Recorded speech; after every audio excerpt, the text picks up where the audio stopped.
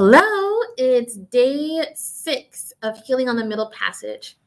And I did it live earlier because I missed the other day. So make sure you go back to that one because this kind of piggybacks on some of the topics that we talked about in the previous video, but a lot more in depth.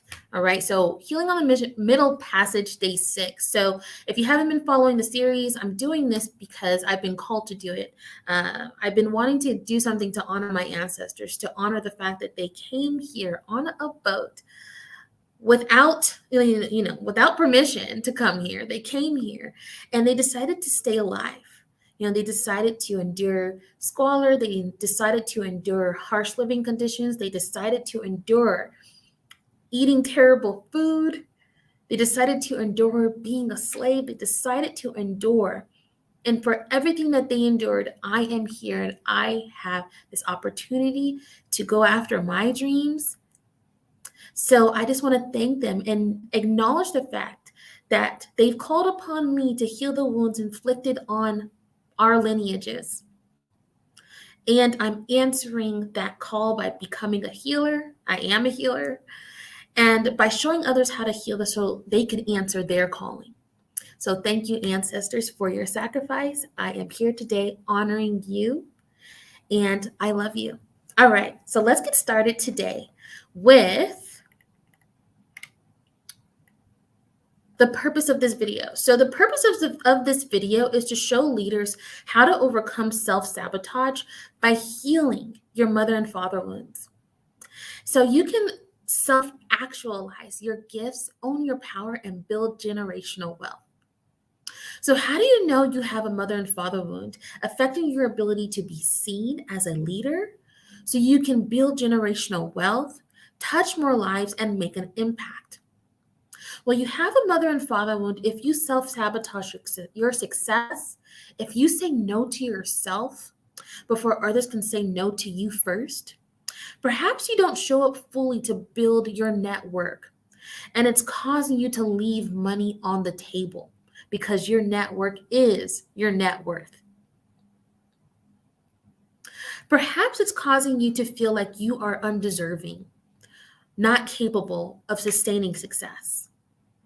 Perhaps you spend time seeking validation, attention, approval, or support in unhealthy ways because of not having that validation, approval, attention, or support during the fundamental time of your growth, which is the first 3 cycles of your upbringing: 0 to 7, ages 0 to 7, 8 to 14, and then again from 15 to 21. Those are the 3 very pivotal cycles that have to do with your development. So ask yourself these questions when I'm saying, like, do these things resonate with you? Now, this video, we are talking about how your unhealed mother and father wounds are causing you to feel undeserving and unworthy of success, causing you to dim your light, and it's costing you time out of your life that you will not get back. Time that you could be using to build generational wealth, that you could be using to build your legacy, and time that you could be using to touch more lives and make an impact as a leader.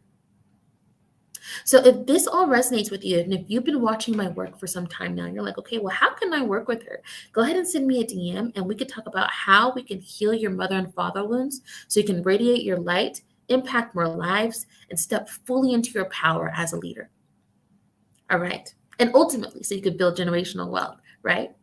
And create a system of leadership for your children to follow. All right. So first, I'm going to tell you a story about how my kid, of course, she called me out on my shenanigans and how it made me realize I need to dive deeper into my mother and father wound healing. So, my daughter, she loves to watch TikTok. She loves to TikTok, all that, stuff. And she goes, "Hey, mommy, look at this." She goes, "Look at this." And I say, "Okay," I look at it. And she goes, "That's you." And I'm like, "Okay, well, what's me?" And then she says, "Look at the caption." And it says, "I'm afraid to be happy. I don't deserve to be happy." Something along those lines, And, at first it stung a little bit and I just, kind of shrugged it off at first. But the fact that her pointing to me that I don't deserve to be happy, and that she saw that I had behaviors that show her that I feel that I don't deserve to be happy. That just like she blew a whistle at me, you know? And when she pointed that out, it made me realize that I have been in alignment to behaviors that are self-sabotaging my success, and that she's seeing it. And because I'm in alignment to doing behaviors that are of self-sabotage, and she's recognizing it, of course, it's affecting her. And it took me some time. I started to dig deeper, and I'm like, okay, well, why am I doing this? What is my process? I started to self-coach myself. And by getting introspective, it made me realize that I needed to, really start taking a deeper look at what behaviors are on autopilot. Because you can hold on to behaviors, and behaviors can be on autopilot because you're recreating the past. Because it's safe to recreate the past because it's familiar or comfortable. And just because something feels comfortable or is familiar doesn't mean that it's actually the healthiest option, but it's just that it's on autopilot, and your body and your behaviors and your thoughts and your emotions can be on autopilot. And they're mimicking actions, right, that are of self-sabotage. So I started to ask myself questions like, okay, how have these behaviors kept me playing small? How are my behaviors keeping me hidden? How are my behaviors preventing me from being seen as a leader? And then it made me realize, just because you're taking action doesn't mean you're taking action in the right direction. Movement doesn't necessarily mean you're moving where you need to be moving. It just means you could be going in circles, but you're still moving. So that's what your unhealed mother and father wounds will do. They will cause you to go in circles. And you're thinking, hey, I'm moving, but you're not going anywhere. Still stuck. Neil's still not moving, right? You feel like the compass is broken. So as I take this deeper dive into my soul, and I realize that there are, some places that I need to really start digging deeper into. And it made me also realize that my mother and father wounds are making me feel safe in not being seen as a leader. And I also want to make this very clear, because having mother and father wounds doesn't mean that I have, or that you have, a bad relationship with your mother or father. It means that there's some limitations or ways of behavior that they inherited ancestrally, biologically, that whole nature versus nurture thing, from both ways, really, and that have been passed on to you also with the conditioning from society, what have you, that have cultivated in you recreating circumstances that are relevant to how you've been playing safe, but aren't necessarily the healthiest options for you and aren't necessarily getting you to where you want to go. Now, that's more of like a existential collective way of looking at the mother and father wound. There are other, psychological reasons, absent mothers or fathers, emotionally unavailable mothers or fathers, things of that nature as well. However, I'm also, because I'm a healer and I'm talking about the spiritual realm, I'm talking about how some of these behaviors have been inherited from lineage to lineage, passed down through your lineage from generation to generation. Okay, let me just make sure that's clear. Now, I have become safe in not being a leader. I've become safe in not being seen as a leader. I've become safe in not taking actions that leaders take, and in avoiding doing those actions because they weren't safe. They didn't feel comfortable. They didn't feel like, they weren't on autopilot for me. It's caused me not to take big, bold moves. It's caused me to avoid taking responsibility for not reaching my goals. And ultimately, it's kept me not where I want to be. So, my 12-year-old called me out, and, my heart's bruised, but it's not broken. She yet again spoke a truth that I need to hear to push me forward and to stop wasting time going on the merry-go-round and being of who I've always been, doing what I've always done. And she's once again pushed me forward toward healing my shame of being seen as a leader. And it's helped me unpack another layer of my mother and father wound. And yes, the wounds are gaping, like the gates are open, but it's allowing the metamorphosis to occur. It's allowing my radiance to emerge. Now, the lesson is, even when you feel like you're doing something right or making movements, your mother and father wound will resurface and make you face yourself again and again and again. And this applies to you if you're still cultivating your vision of success or if you've already reached your pinnacle of success. You may even think, okay, because I've already reached my pinnacle of success, I'm all good. And I want you to make sure you don't fall into this belief. A deeper level of healing will always be required of you as you step into higher levels of leadership. As you continue to build up and up level in your business or career, that will require a deeper and higher level of healing within you, which means that you have to access and uncover and unpack your mother and father wounds again and again and again, so you can be a vibrational match to that next level of leadership. So if you're noticing that, hey, I self-sabotage my success, or you get to that level of success and you get comfortable and you keep on not doing the inner work that is reflective of your outer circumstances now, maybe you're not able to sustain the success the way that you thought you would, then you have to do the mother and father wound healing. So ask yourself if this pertains to you, these particular characteristics. Ask yourself if you don't have proper boundaries, if you don't have healthy boundaries. Ask yourself if you are extremely harsh or critical of yourself. Perhaps you people please. Perhaps it's unclear about how to enforce healthy boundaries for you. Perhaps you're someone that has done all the things, you've reached all of this, this level of success, but you still don't know what your purpose is. You still don't know who you are. It's like there's still wheels turning as to what direction you should go in, because a success didn't change your inner world like you thought it would. Perhaps you feel like what you have to say isn't interesting. Perhaps you don't speak up because you feel like your life is not interesting. Perhaps you feel like nothing you do is good enough or worthy of praise.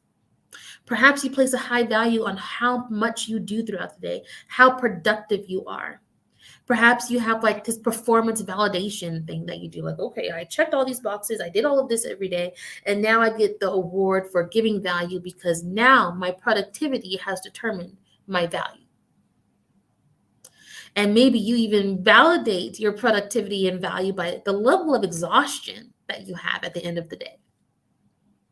So I want you to use my multidimensional, multi-layered healing method in order for you to start unpacking some of these mother and father wound symptoms so you can embody that higher level of leadership, so that way you can own your sovereignty, radiate your light, own your power, touch more lives, make an impact, and be on track to building the generational wealth that I know that you desire to generate for your kids, for your kids' kids, for babies' kids, right? For the rugrats. Like, you want to leave an impact.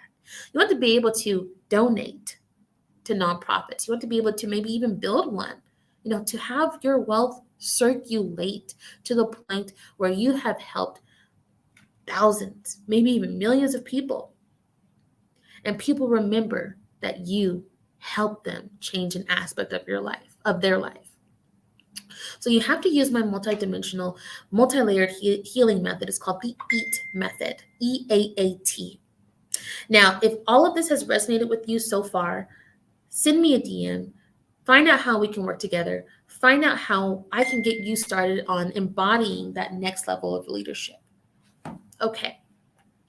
Now, evaluate the ego. So that's the first part, EAAT. E is evaluate the ego. A, accept the shadow. A, align the body. And T, transcend the soul. So for the EAT method, it's very simple. It can help you with, once again, no longer chronically optimizing, no longer overanalyzing, procrastinating. So you can once again step into your sovereignty and radiate your light. Now, for E, evaluate the ego. Ask yourself, how has the ego, how has your mental space created an illusion of safety, preventing you from speaking up when you have something to say? Perhaps you've gotten so used to being in the background or behind the scenes that you feel safe there. Ask yourself if this safety is providing you the secondary benefit, the secondary gain, or the hidden benefit, I should say, of feeling safe in the meantime, but it's not the healthiest option for your life that will get you to that next level. Ask yourself, who made you feel like you didn't matter, or that what you had to say didn't matter? Was your voice heard or acknowledged?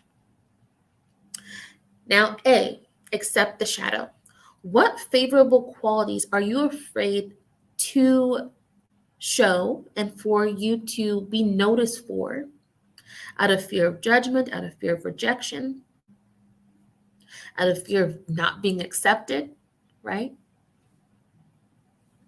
Now align the body. The body will recreate your past by mimicking your past behaviors. And perhaps, for example, you hit the snooze button. I'm someone that sometimes hits the snooze button. And you have things to do, but your body has become so accustomed to hitting the snooze button. And every morning you wake up maybe 1 or 2 hours past your alarm time. And yes, that alarm, triggered like your body response, like, oh, it got up. But then guess what? Your immediate action is to hit the snooze button.